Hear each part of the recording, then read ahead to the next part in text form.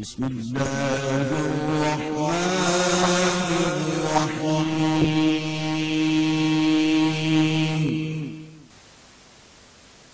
اور عشق میں نے بتلایا، عشق کے اندر یہ بڑا ہی خبیث لفظ ہے۔ عشق کے اندر شہوت ہوتی ہے۔ کوئی اسی لیے نہیں کہتا میں اپنی ماں سے عشق کرتا ہوں۔ کوئی کہتا ہے؟ کوئی کہے گا میں اپنی بہن سے عشق کرتا ہوں، جوتے ماریں گے اس کو، ہے کہ نہیں؟ کوئی کہتا ہے کہ میں اپنے بیٹی سے عشق کرتا ہوں؟ اگر یہ اتنا محترم ہے تو کہو بھائی کہ میں اپنے ماں کا عاشق ہوں میں اپنی بیٹی کا عاشق ہوں۔ جوتے پڑیں گے، کہیں گے بڑا بھائی بدتمیز آدمی۔ ہاں اگر یہ کہے بھائی میں اپنے ماں سے محبت کرتا ہوں، اللہ کتنا پیار ہے اس کے اندر، اور کتنی بے لوثی ہے، کتنی پاکیزگی ہے۔ میں اپنے باپ سے محبت کرتا ہوں، میں اپنی بہن سے محبت کرتا ہوں، میں اپنی بیٹی سے محبت۔ عشق ہے ہی بدنام لفظ، یہ عشق ہے ہی بدنام لفظ، اور عشق ہے ہی رنڈیوں طوائفوں والا لفظ۔ بسم اللہ الرحمن الرحیم۔ محترم سامعین، میں آپ کے سامنے ایک اہم نکتہ کی وضاحت کرتا چلوں کہ لفظ عشق، لفظ محبت، لفظ الفت، لفظ پیار وغیرہ کے استعمال کو دیکھا جائے گا، اگر ان کا استعمال پاکیزہ مقاصد کے لیے ہے تو ان میں سے ہر لفظ کا استعمال صحیح ہے، اور اگر ان الفاظ کا استعمال مضمون مقاصد کے لیے ہے تو پھر ان میں سے ہر لفظ کا استعمال غلط اور قابل مذمت ہے۔ فضائل حج اور مولانا زکریا صاحب رحمۃ اللہ علیہ پر تنقید کا راستہ صاف کرنے کے لیے معراج غیر مقلد انڈین نے یہ خود ساختہ مفروضہ گڑھا اور کہا کہ عشق بڑا ہی خبیث لفظ ہے، عشق ہے ہی بدنام لفظ، عشق ہے ہی رنیوں طوائفوں والا لفظ۔ اس اسلوب میں معراج انڈین نے یہ تاثر دیا کہ عشق صرف اور صرف انتہائی مضمون مقاصد کے لیے استعمال ہوتا ہے۔ اس کے مقابلے میں اس نے لفظ محبت کو یوں پیش کیا کہ جیسا کہ یہ صرف اچھے مقاصد کے لیے استعمال ہوتا ہے، حالانکہ اس کا یہ کلیہ غلط ہے۔ اب خود ہی فیصلہ کریں کہ گرل فرینڈ کے لیے محبوبہ اور بوائے فرینڈ کے لیے محبوب کا لفظ استعمال کیا جائے تو کیا یہ پسندیدہ استعمال ہوگا؟ یقیناً ہرگز ایسا نہیں ہوگا۔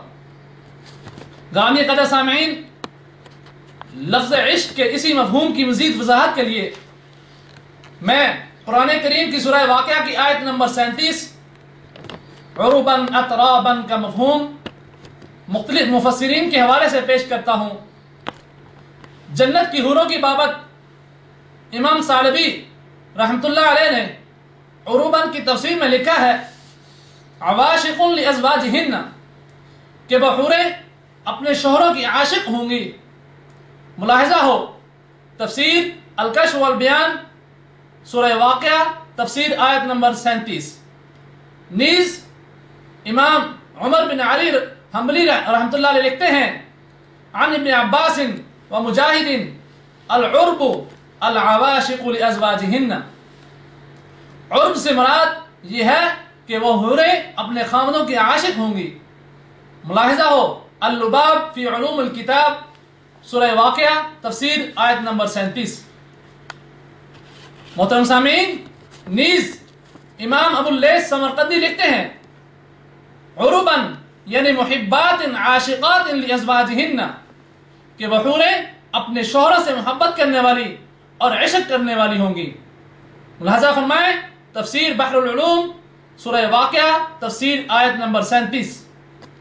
نیز مشہور مفسر امام طبری عرباً کے متعلق لکھتے ہیں قال قتادہ عشقاً لازواجہن، عرباً کی تفسیر میں حضرت قتادہ رحمۃ اللہ علیہ نے فرمایا وہ حوریں اپنے شوہروں سے عشق کرنے والی ہوں گی۔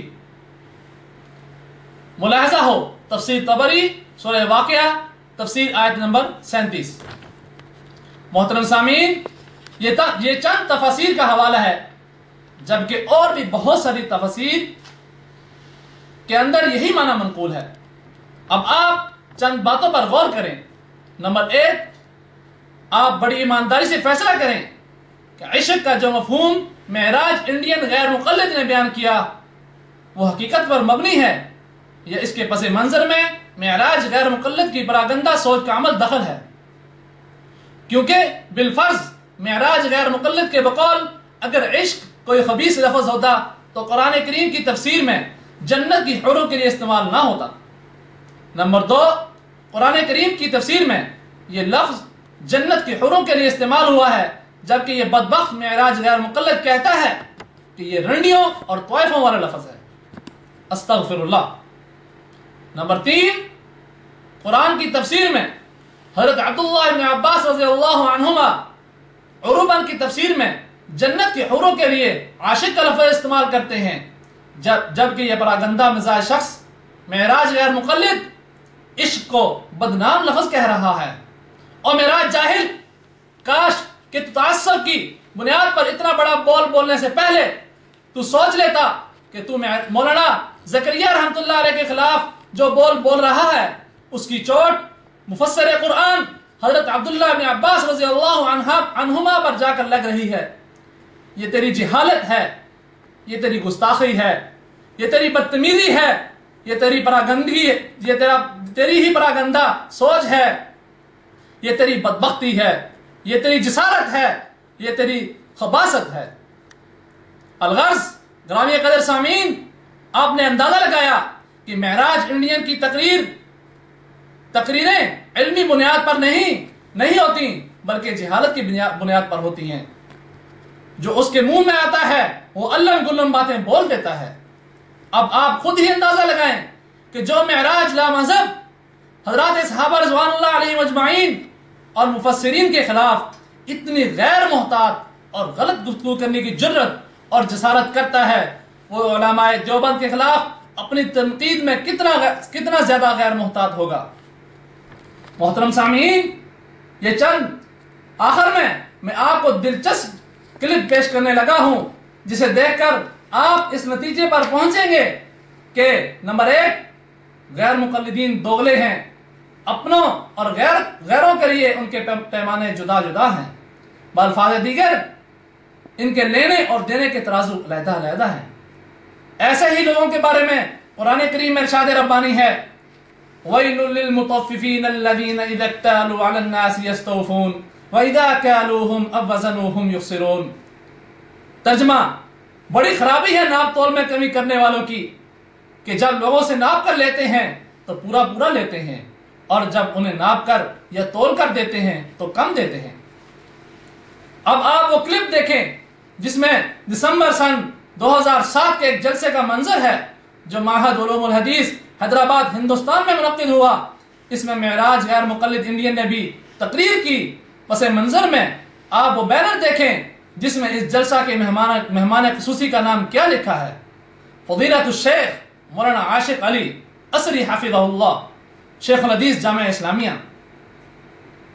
محترم سامعین، خطیب جلسہ معراج ہندوستانی کا فرض تھا کہ سب سے پہلے اس غلطی کی نشاندہی کرتا کہ شیخ الحدیث صاحب، آپ نے اپنے نام عاشق علی کیسے رکھا ہوا ہے؟ آپ کو پتہ نہیں کہ عشق بڑا ہی خبیث لفظ ہے؟ تو پھر عاشق کا کیا معنی نکلا؟ نیز عشق ہے ہی بدنام لفظ، تو پھر آپ عاشق کیسے؟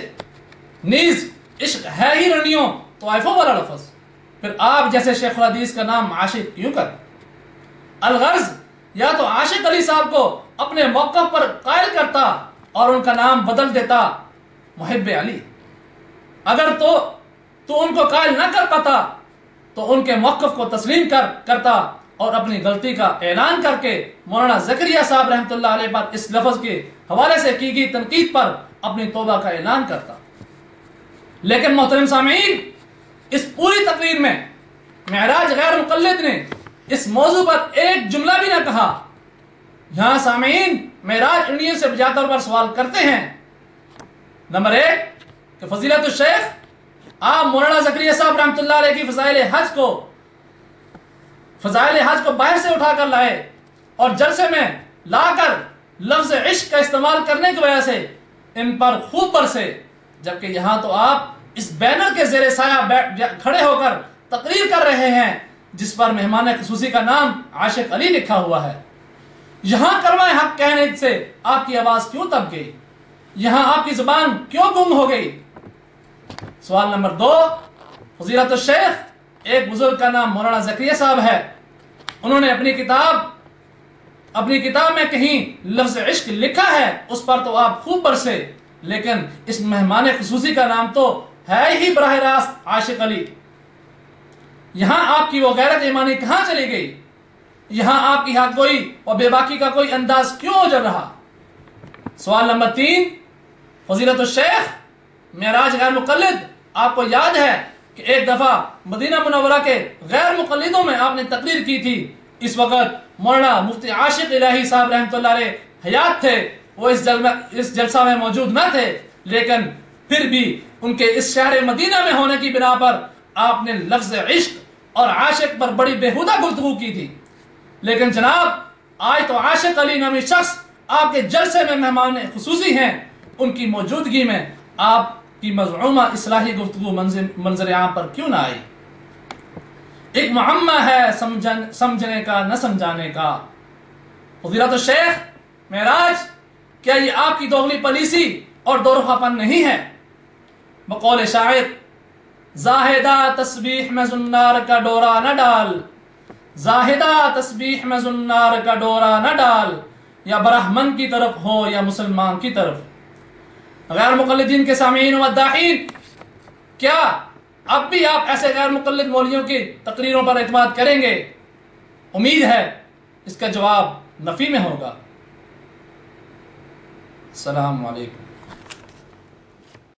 نہ تھی حال کی جب اپنی خبر، نہ تھی حال کی جب اپنی خبر، رہے دیکھتے اوروں کے عیب و ہنر، نہ تھی حال کی جب اپنی خبر، رہے دیکھتے اوروں کے عیب و ہنر، پڑی اپنے عیبوں پہ جو ہی نظر، پڑی اپنے عیبوں پہ جو ہی نظر، نگاہوں میں کوئی برا نہ رہا۔